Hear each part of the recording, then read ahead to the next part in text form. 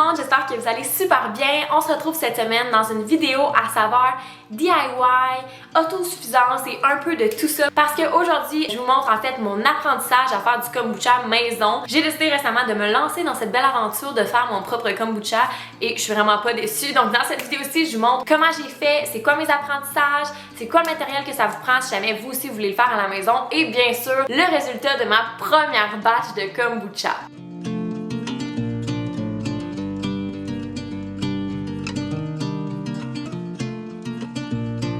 Pour moi, apprendre des nouvelles affaires comme faire mon kombucha ou faire d'autres choses, on dirait que ça me rapproche à petits pas de l'autosuffisance. C'est une petite chose de plus que je sais faire moi-même. Le kombucha, c'est un thé fermenté sucré. Moi, j'ai acheté ce kit-là pour faire mon premier kombucha parce que je voulais vraiment partir sur une bonne base. Dans celui-ci, j'avais une jarre pour faire mon kombucha, donc un gros bocal. Ensuite, on a 2 élastiques et un couvre-bocal pour laisser fermenter notre thé. Aussi, il y a une mère de kombucha qui est essentielle pour faire la recette. C'est à partir de la mère de kombucha que le kombucha va se faire. Il y a aussi dans le kit le thé pour la première infusion de kombucha, puis c'est pas mal tout. Hey, sérieux, je vous dis, moi je pensais tellement pas que c'était aussi simple que ça faire du kombucha. Dans ma tête, c'était genre tellement compliqué. Détrompez-vous, c'est genre aussi simple quasiment que de se faire infuser un thé là. Fait que premièrement, puisque le kombucha c'est un thé fermenté, on a besoin de thé. Dans le kit, j'avais du thé bio, puis j'ai commencé par faire infuser mon thé dans ma grosse cruche. Après ça, j'ai ajouté le sucre dans la recette. Si je me trompe pas, c'est les micro-organismes qui vont manger le sucre puis leur digestion va créer en fait des saveurs dans le kombucha,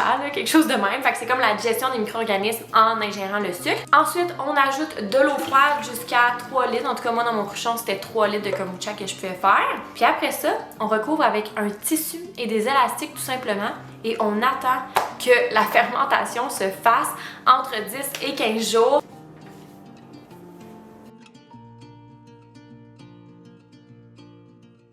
Oh my god! J'ai mon premier kombucha! Wouhou! On est rendu à la journée 15. Dès qu'on a mis notre mère de kombucha dans notre thé fermenté, on peut attendre entre 5 et 15 jours pour la fermentation. À partir du 5e jour, on peut commencer à goûter. Mais moi, j'avais comme oublié ça. Dans ma tête, c'était 15 jours, puis c'est tout. Fait que j'ai juste goûté au 14e jour en me disant qu'il fallait que j'attende de toute façon 15 jours. Et finalement, ben, j'ai attendu le 15 jours total. Fait que là, ça se peut qu'il soit un peu trop acide comparé à mes prochaines batches, étant donné que j'ai pas vraiment testé l'acidité. Est-ce que mon kombucha va être trop acide? Ça reste à voir. Mais honnêtement, je pense qu'il va être bon parce que j'y ai goûté l'autre jour. J'ai goûté hier puis je trouvais que c'était bon. Oh my god! C'est tellement spécial! Fait que là, la première étape, c'est de prélever la mère de kombucha. La mère de kombucha, ça se réutilise de kombucha en kombucha. Fait qu'une fois qu'on en a une, on peut la réutiliser à l'infini. Puis même que ça a l'air que ça fait des bébés, puis qu'après ça, on peut faire d'autres recettes de kombucha. Fait que j'ai bien hâte de voir quand je vais être rendue à cette partie-là. Mais là, pour l'instant, c'est de prendre la mère de kombucha. Je peux la prendre avec mes mains. Je sais pas trop si je vais y aller avec mes mains. Et aussi 500 ml du kombucha nature. Fait que ça, c'est ce qu'on prend puis qu'on garde pour nos prochaines recettes de kombucha. Puis après ça, on peut aromatiser le kombucha. Puis là, c'est vraiment la partie que j'ai trop hâte. Il y a comme vraiment plein de manières d'aromatiser son kombucha. On peut y aller avec des jus, on peut faire des macérations, on peut y aller avec des fruits directement. Moi, aujourd'hui, puisque c'est ma première fois, je vais avec des jus et des trucs de mon jardin, donc du basilic et de la menthe fraîche. Je pense que ça va être vraiment bon. Puis pour vrai, je sais pas si ça paraît, mais je suis vraiment excitée là. Là, j'ai lavé mes mains, puis je suis prête à y aller directement. Ah, ça m'écoeure un peu. Oh my god, c'est tellement nice. Ça s'enlève donc bien. J'ai enlevé ma mère de kombucha, je pense.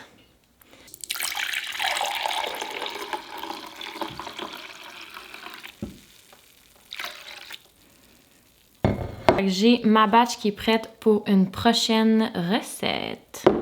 C'est vraiment spécial pour vrai, ça donne pas envie de boire ça, mais regarde, on va faire confiance à la science. Pour l'instant, j'ai mis ma mère de kombucha dans un pot comme ça, mais après ça, il faut que je le conserve au frigo.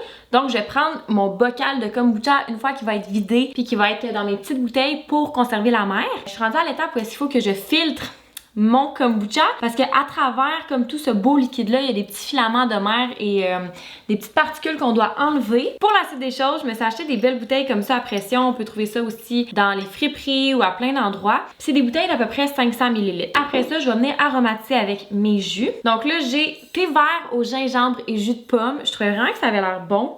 Puis j'ai pris du jus de raisin. Fait qu'un petit Tropicana, jus de raisin. Ça va peut-être être un peu moins naturel, mais regarde. C'est le fun d'essayer des affaires pour voir après ça qu'est-ce qu'on aime. Après ça, j'ai de la menthe, comme ça, que j'ai cueilli dans mon jardin. Pour vrai, c'est vraiment le temps que je le cueille parce que là, ça va geler bientôt puis je pourrais plus rien cueillir. Et j'ai pris ce qui me restait de basilic, étant donné que là, il fait vraiment froid. Genre, mon basilic est tout en train de mourir. Je suis trop excitée de faire cette étape-là, c'est tellement le fun! Ok, je me lance dans la première bouteille, on y va.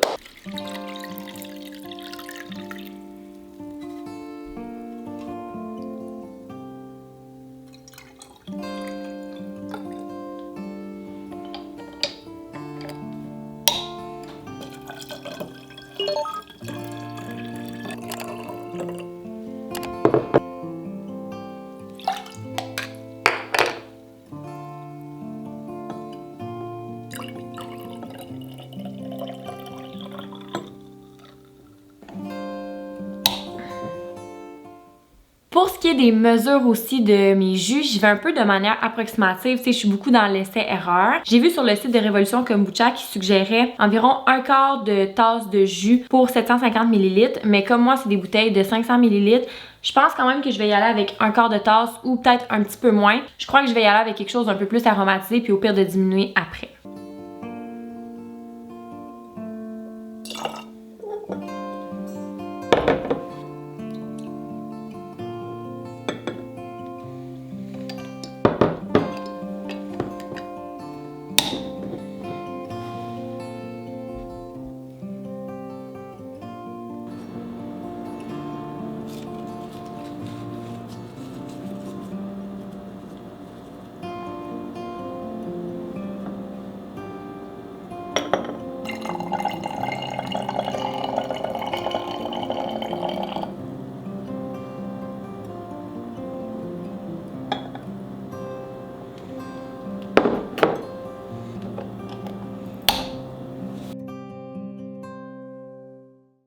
Ok, fait que j'ai devant moi les kombucha une fois la deuxième fermentation qui est terminée. Je vais vous les montrer, là. J'ai ici ceux-là au raisin.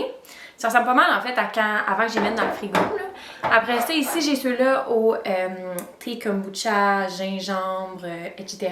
Après ça, j'ai ceux-là menthe. Puis celle-là ici, basilic. Une fois qu'on a embouteillé, on laisse nos bouteilles 1 à 2 journées au frigo, puis c'est pendant ce moment-là que les bulles vont se former dans notre bouteille. Fait que si mettons on prend une bouteille puis qu'on écoute le pétillement quand on l'ouvre, c'est là qu'on va entendre si la pression a bien été conservée puis que ça va être assez pétillant. Fait qu'on écoute. Avez-vous entendu? Là, moi, je vous cache pas que je les avais déjà ouverts parce que j'étais curieuse et tout, mais je vais goûter avec vous pour la première fois. Puis il y a quelque chose que j'ai remarqué dans mon kombucha par contre qui est un peu bizarre, mais je pense que c'est quand même normal. Vous me le direz si vous le savez dans les commentaires. Mais il y a encore genre des espèces de petits filaments à l'intérieur. Je sais pas si on voit bien, mais comme ici. J'ai l'impression que ça, tu sais, quand on en achète au commerce, souvent il y en a un peu dans le fond. Fait que j'ai l'impression que peut-être que ça va juste tomber ou peut-être qu'il faudrait que je fasse un autre filtrage. Mais en tout cas, je pense pas que c'est bien grave. Fait que là, je vais commencer par goûter celui au basilic. Let's taste this. Oh shit! Ok, celle-là, on l'a vraiment bien entendu, le psh. Are you guys ready? C'est pétillant à souhait. Le goût du basilic est vraiment bon. Oh my god, j'adore! Wow! Pas trop acidulé, celle-là. J'avais mis quand même beaucoup de feuilles pour la quantité de kombucha que j'avais parce que c'était mon reste. Mais je voulais absolument l'essayer. Définitivement, ça, je vais refaire ça. C'est trop bon. Après ça, je vais goûter à celui-là qui est à la menthe. Oh my god, est-ce que vous avez vu? Ok, celle-là, il y a vraiment beaucoup de pétillement, là. Comme on voit les bulles dedans. Ça sent super frais. Mon dieu, je pensais pas que ça allait être autant pétillant la première fois parce qu'ils disent tout le temps que les premières fois que tu fais du kombucha, c'est pas nécessairement full pétillant puis que de fois en fois, ça le devient plus. Mais là, je suis vraiment surprise. Oh my god. No way, je vais plus jamais acheter du kombucha. Voyons donc. Oh my god, tellement bon. Autant menthe que basilic, 10 sur 10. C'est vraiment mes préférés à date. J'ai hâte de voir les autres. Mais j'ai l'impression que ça peut pas vraiment battre ça. Je vais y aller maintenant pour jus de raisin. J'ai mis quand même beaucoup de jus de raisin, fait que j'ai peur que ça goûte un peu trop, mais on va y aller. Ça n'a rien fait. Tu vois, celui-là est vraiment moins pétillant. Peut-être la bouteille était moins bien fermée. Ça goûte beaucoup le jus de raisin. Fait que je pense que j'en aurais peut-être mis un peu moins. Puis on sent plus l'acidité aussi. Fait que celle-là, j'aime moins. Je trouve ça bon, mais je trouve que ça goûte beaucoup le jus. Je pense pas que je vais en faire au raisin. Après ça, on va goûter à celui-là, qui est thé au gingembre à la pomme. Celle-là, j'avais goûté au jus du thé, là, au gingembre tout seul, puis ça goûtait déjà très acide, fait qu'on dirait que le mélange de ça plus le kombucha, c'est peut-être un peu trop acide pour moi. Et si j'avais à refaire une recette de kombucha avec ce thé-là, je pense que je laisserais mon kombucha pendant moins longtemps que 15 jours pour que l'acidité à la base soit moins grosse. Fait comme ça, quand j'ajoute le jus qui lui est aussi acide, ben tu sais, il y a un équilibre. Puisque celui-là, il est trop acide. Ça va, mettons, mais tu sais, je pense que j'aime mieux le raisin. Fait qu'en ordre, j'irais pour menthe. Après ça, basilic. Après, je mettrais raisin qui goûte un peu plus le jus mais qui reste bon. Et thé au gingembre que j'aime un peu moins. Fait que voilà la gang! C'est tellement nice d'apprendre à faire des choses soi-même. On dirait qu'en ce moment, je suis vraiment comme sur un petit nuage. Je trouve ça le fun. Il y a vraiment une satisfaction à avoir fait moi-même mon kombucha. J'espère que vous avez aimé cette vidéo-là, que peut-être ça vous a donné envie vous aussi d'essayer de faire votre kombucha. Si jamais vous avez aimé cette vidéo, comme toujours, je vous invite à laisser un commentaire en dessous de la vidéo et on se dit à la prochaine pour une autre vidéo. Bye tout le monde!